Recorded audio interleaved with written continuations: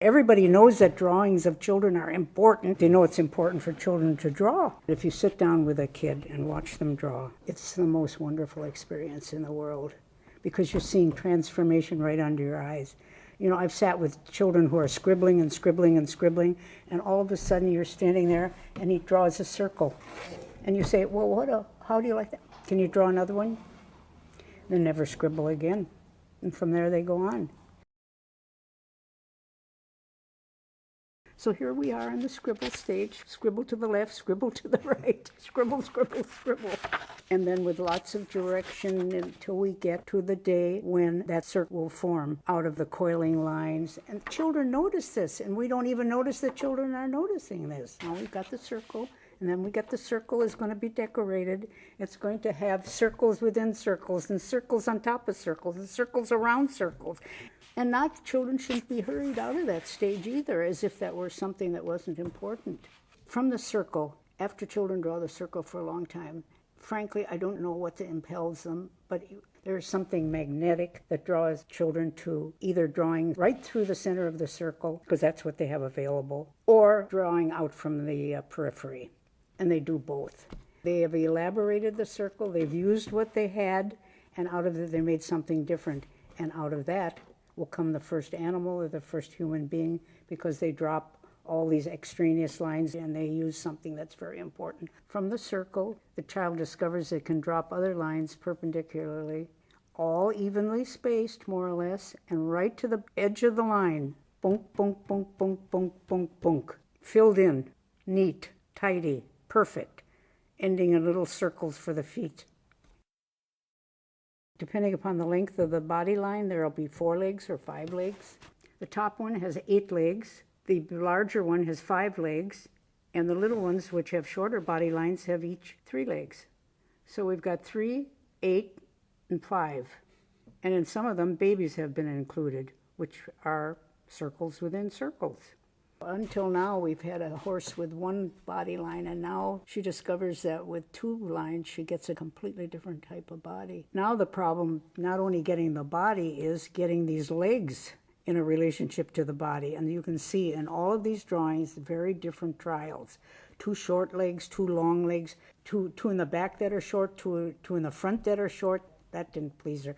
2 that were uneven, so she didn't finish that drawing. Here, 3 legs are okay, 1's too short, didn't like that drawing. Here's one, that's better. We've got them evenly spaced and evenly related.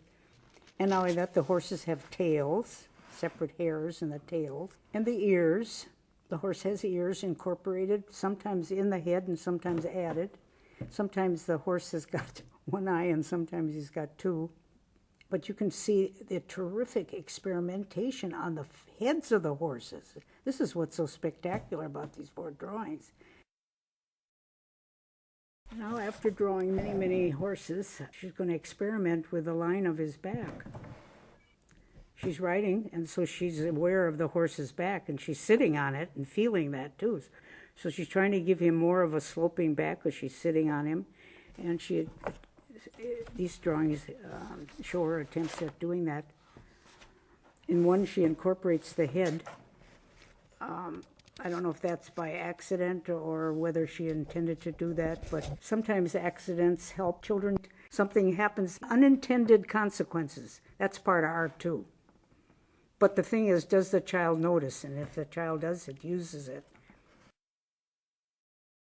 Now we are at these beautiful horses which have achieved very nice bodies with saddles and stirrups, and they now have reins. And what she's experimenting here actually with is different kinds of heads. The top one you can see, it's a profile with the reins. The other one is a great big head, and the nose comes over in the middle. So you've got between a profile and a forward look. The eye has eyelashes. The nose has 2 nostrils.